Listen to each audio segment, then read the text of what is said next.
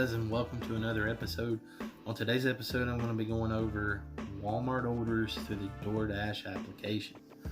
Why I hate them, why I tend to skip them all, and the many issues that need to be worked on between the two companies. So let's dig into the video. We'll try to keep this short and sweet. But for those of you who are not familiar with it, DoorDash has ventured out into the grocery delivery and item pickup services. There's other applications out there such as Instacart, Similar Field, where you go in, you shop for the items for the customer, and you deliver it. You know, this has exploded over the recent months due to the COVID-19 pandemic that's going on. You've got a lot of people that are scared to go out in public and that would prefer to pay a fee to have this picked up for them and brought to them through these different service apps. So with the explosion in this market, DoorDash, who generally started out just delivering fast food, stuff like that, from food businesses, from restaurant to doorstep, they decided to venture out. You know, you're starting to see orders from Walgreens and like Rite Aid, where you can pick up local items and then take that and deliver to the customer. But now they're getting into the grocery pickup business. And a big one in my area is Walmart. And boy, oh boy, let me tell you, with my experiences with them, I definitely have to say that it needs a ton of work if they're going to make this survive. So let's go over some of the many issues that I'm seeing. I'll show you some screenshots and you guys can follow along with me, and we'll go over the different things that I would like to point out to you. Hopefully this will save you some heartache and headache as far as if you're going to start accepting these kinds of deliveries. So first up, let me go ahead and show you a couple of screenshots and stuff here that I have. I'll go over them with you as I go through my phone, but here's a couple of screenshots on what it looks like when it pops into the system. You're going to see the Walmart order, the distance, and it's going to tell you how many items. Now when you look at these little pay rate systems here, you're going to see that they're quite low. That's because they're only showing you the base pay to begin with. Most of the time the tip will only be added after the delivery of the order. So that way you know that you're not going to see up front how much of a tip you're going to get. To me, this is red flags already, because generally we're looking to know and have an understanding on how much we're going to make before you do a job. I don't care what field or position you're in, 9 times out of 10, you want to know your final set pay before you do a job. I mean, it's kind of like contractors. They come bid you a job, they know how much money they need to make before they're going to accept your job. This one, you're kind of shooting in the dark. You're asking a guy to go do a job, and then you're telling him, well, I don't know how much money you're going to make until after the job is done. Does it make sense? I can't make myself deliberately go do a job without being able to know if it's going to be worth my time and my effort. So DoorDash, you're definitely going to have to fix that. Another issue that you're going to see here is it says 17 items to pick up, or I think like 28 items. And the problem is, it's not going to tell you what these items are. That is the second major issue for me. I do not know what I'm picking up, but I do know my distance. So distance is generally a big factor, along with the cost, when a DoorDasher decides whether or not he's going to accept an order. So when I'm sitting here looking at 17 items going 2.9 miles, I'm thinking, that's not bad, but that's a lot of items, and I'm only showing $4 pay on this one. Looking at the second one, I've got 28 items. That's a lot more items, and it's almost 10 miles. But my base pay is looking to be $8.24. That's still a little bit closer to $1 a mile. So, you know, if I accept both of these orders that are double stacked, I'm going to make a decent base pay, but I still have no clue how much money I'm going to make as far as my final tips. So that's really hard for me to judge and factor whether or not it's going to be worth my while, especially not knowing how large these items are and what they are going to consist of. So let's step into that next factor here and let's talk about it. So when I go to pick up these items, I might be picking up 17 little items that fit in 3 little bags, which is perfectly okay. I would love that in a perfect world. That would be awesome if it happened that way every time. But that is not the case.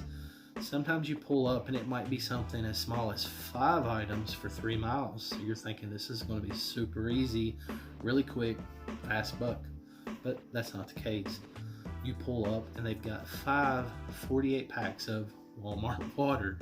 So these Walmart waters weigh like 10 pounds a piece, so you got like 50 or 60 pounds sitting in the side of your vehicle, of which you're going to haul and only make $4 or $5 base pay, and then not know what you're going to make as your tip. So are you kind of catching along? Are you seeing where I'm going with this, guys? It's got to be fixed. It's got to be managed. I need to see what's going on. My recommendation is you start doing like Amazon and other companies. They have already pre-weighted all these items and taken pictures of them. So you can give me a total weight category. Even if you can't show me every item, I don't know why you couldn't, because all these other applications seem to be able to do it. But if I could see that it's 28 items at 250 pounds, then yeah, I'm gonna have a problem with that, because I'm hauling 250 pounds around. I'm gonna have to carry this to the customer's door, which could be up a million flights of stairs, or it could be easy, and I gotta factor my gas play in this one as well.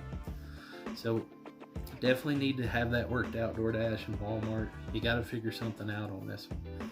So let's go in and let's talk a little bit on how the process works. So I'll show you some screenshots as we go, but naturally I've gotten 2 orders here that ended up getting stacked on me, of which I think one of them had 17 to 28 items, somewhere in that range. So I'm going to go pick these up, and most of them will have an outdoor location. So the outdoor location, you'll pull up to the pickup zone, and they will have instructions posted elsewhere on signs and stuff to that nature. But sometimes the DoorDash app will also have the instructions available as well. So in this particular case, I pull up to spot number 9. I open the app, and there's an actual section there that asks me what stall I'm parked in. That way they know which one to come to. I have to go into both of the orders and update the stall and hit save, which takes a little bit of time and can be aggravating if you're not really familiar with the app. So then, as a secondary that doesn't show on the app, there's a sign outside that says all pickups must call this number to check in. So I ended up taking the time to call the number and let these people know that I'm here to pick up these 2 orders, and I gave them the name, and they verified the stall that I was checked into. So I'm waiting a few minutes as they go to gather the items. I'm not sure if they're pre-picked or if they're picking them right then and there, or they have them locked away in cold storage somewhere.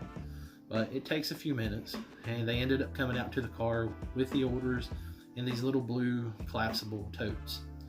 So I get to waiting, and here comes the secondary factor. If you're just picking up one order, that's fine. You've got all the items, you know they're going to that one single customer.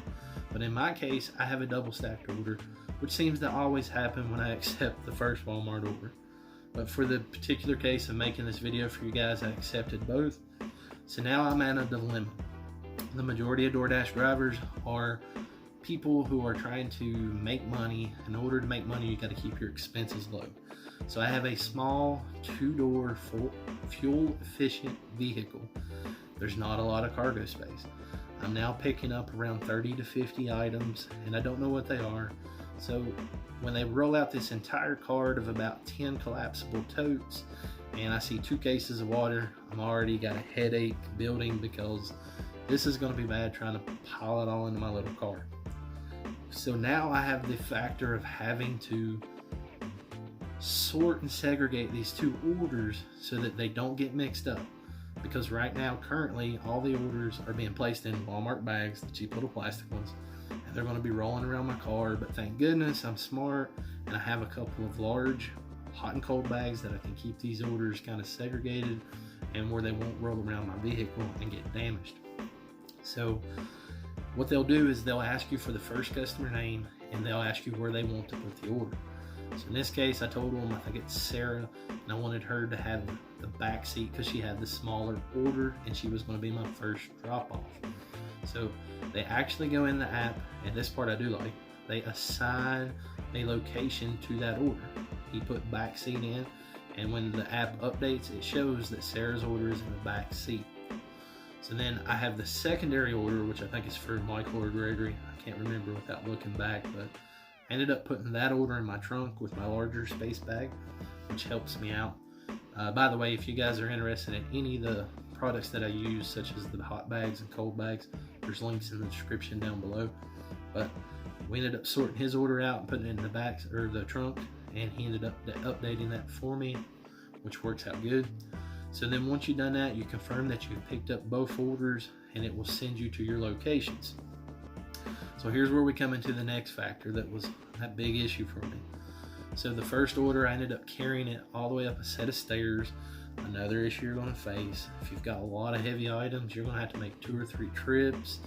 You know, I mean, you really got to factor some time into these Walmart orders, because they can take up quite a few minutes of your time trying to do 2 and 3 trips up, especially large flights of stairs, of which you're going to face these issues.